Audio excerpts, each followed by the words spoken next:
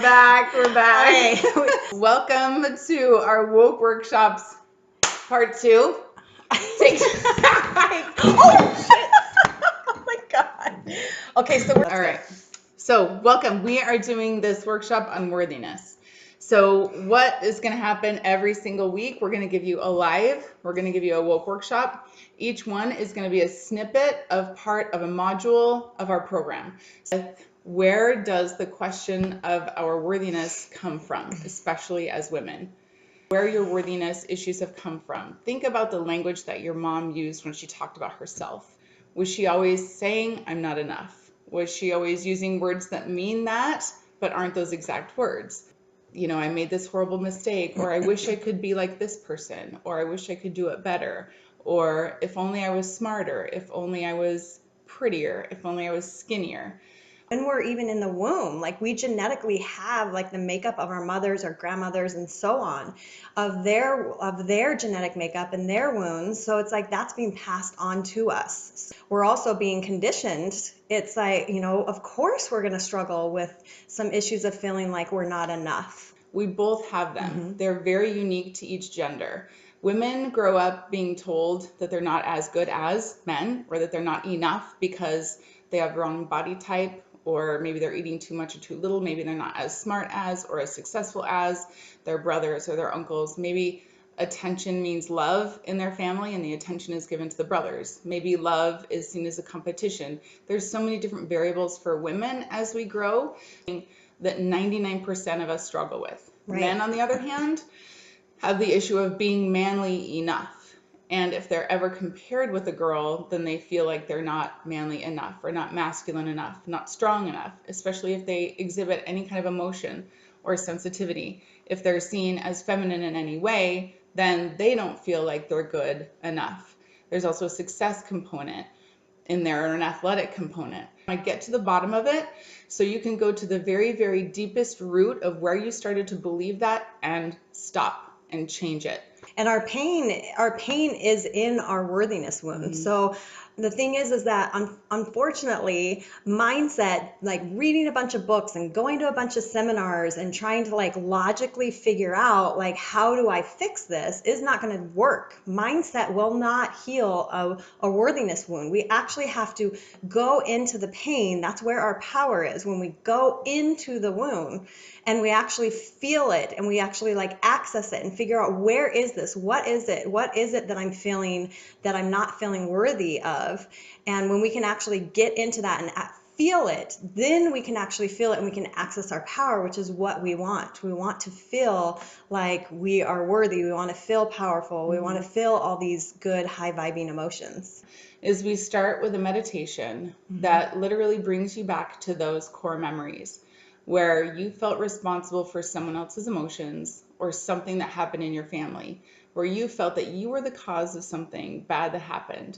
A lot of it has to do with abandonment issues. So like you don't have to have something traumatic happen to have a worthiness wound. And it's the way that your family, friends, teachers talk about things like food, grades, athleticism. If they compare themselves to anybody else, you're going to inherit those worthiness issues. So that's where it starts. We can start to experience that pain, and that's the first step to letting it go and to understanding how we can feel worthy. Yeah, but as I was working on some of my worthiness wounds, I realized that I actually care about what people think of me and my choices and what I do, and I kind of prided myself thinking that I don't care. I do what I want, and I actually realized that that is actually a worthiness wound of mine. And so because I have awareness of it, because we love to try and like hide it and cover it and not actually, we don't want to feel it, we don't want to see it, we don't want to look at it, and figure out steps to be able to work with that wound. So once we start to feel into where those wounds came from and really start to understand the beginning and the root of that, then we can feel into that. As you start to think about that and meditate about that, we want to know where in your body you're feeling the pain. Right. Because that can be really indicative of and helpful to let you know how to release it and how to feel through it. Right. Where in your body you're feeling that pain means something. What would you need to know about yourself now in order for you to know that you are worthy? That little Summer or little Kari, little Misty, like what would you need to know now about yourself in order to know that you were worthy of love? Right.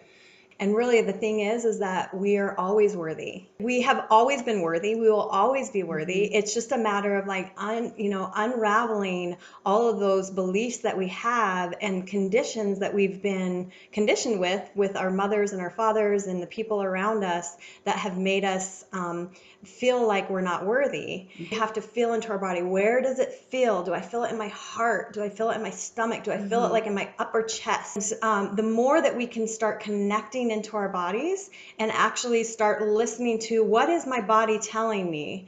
It doesn't matter where the wound came from. We don't have to figure out the story. We just need to feel into our body. We need to feel where it is, and we need to meet it with love. And we need to actually feel the pain. So you don't have to figure out, oh, it happened when I was 3 years old. Awesome if you can figure out that story, but it's not necessary for you to be able to heal from it. You just need to be willing to actually feel into the pain, be aware of it, and meet it with love. The other thing that we do once you start to feel it in your body and recognize where in your body you're feeling that pain, we ask you to give it a name.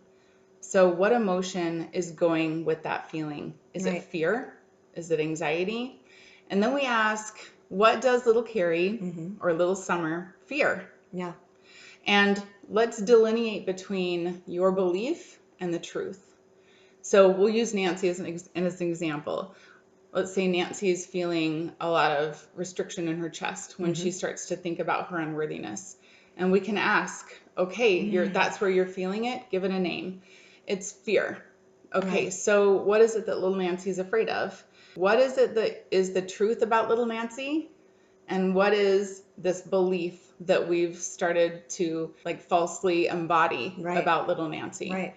And that way you can really understand and delineate the truth is that little Nancy is worthy. Always. And she didn't do anything wrong. And there's nothing to be afraid of because she's safe. Yeah. And that's how we move through that. And that's how we start to identify that deep down you are worthy. Once you start understanding that, then we start looking for evidence of that belief. So you are worthy. We start to understand why you're worthy. We're all worthy, what the universe has in store for you. And we start to look at the beauty of the universe and we start to figure out those universal laws, which are absolutely incredible. Yeah. And they're so exciting to talk about because a lot of it's misunderstood. And so once we clarify exactly what they are and what they're not, then you can start really practicing those and seeing amazing changes in your life. Lies on the universal laws. Don't tell me no lies and keep your hands to yourself. What is that? It's a song. The other thing that I kind of want to touch on a little bit, going back to worthiness, is that for us to be able to feel in and actually feel into that wound and feel like be able to see what it is, we actually have to be connected with our body. You cannot be disconnected, and disconnected means ways of numbing out. So that can be food, social media, something where it's just kind of keeping you numbed out and distracted. Disconnected. All drugs, gambling, like all of those things that kind of numb us out, that disconnects us from our body. And we're doing that because we're trying not to feel.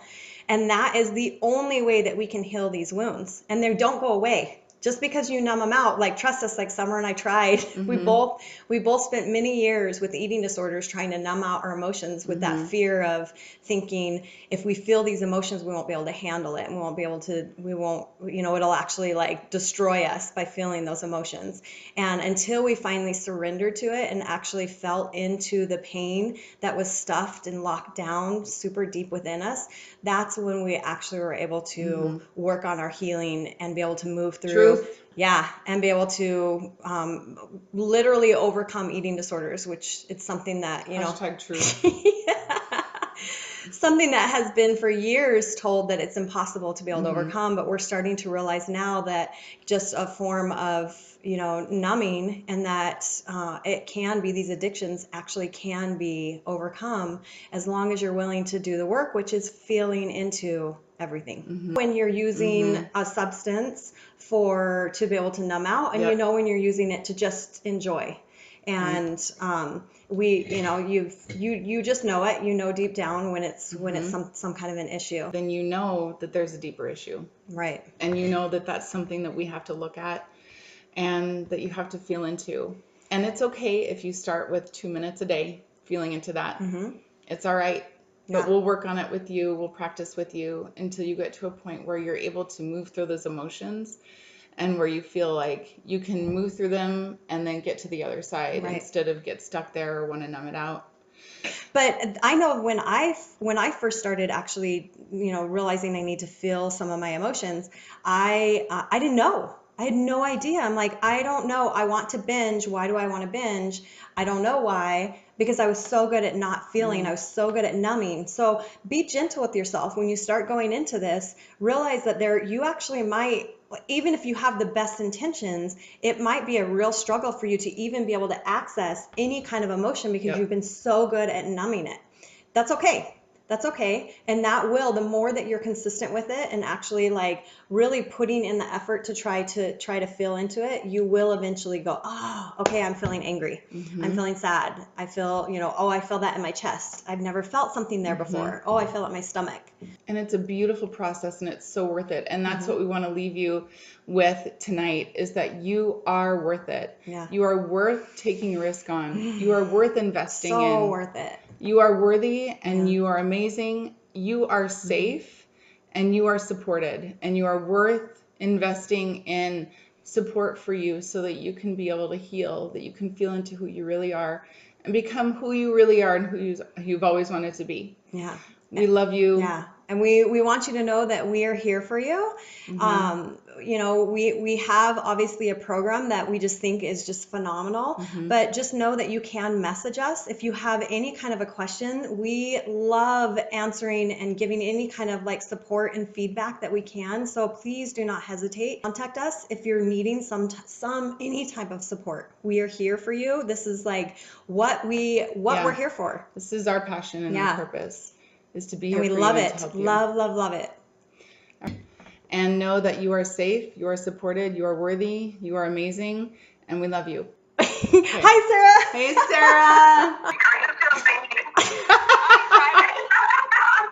Sarah. Welcome to our woke workshop. We don't know electronics. The spirit is willing, the flesh is weak. Yes.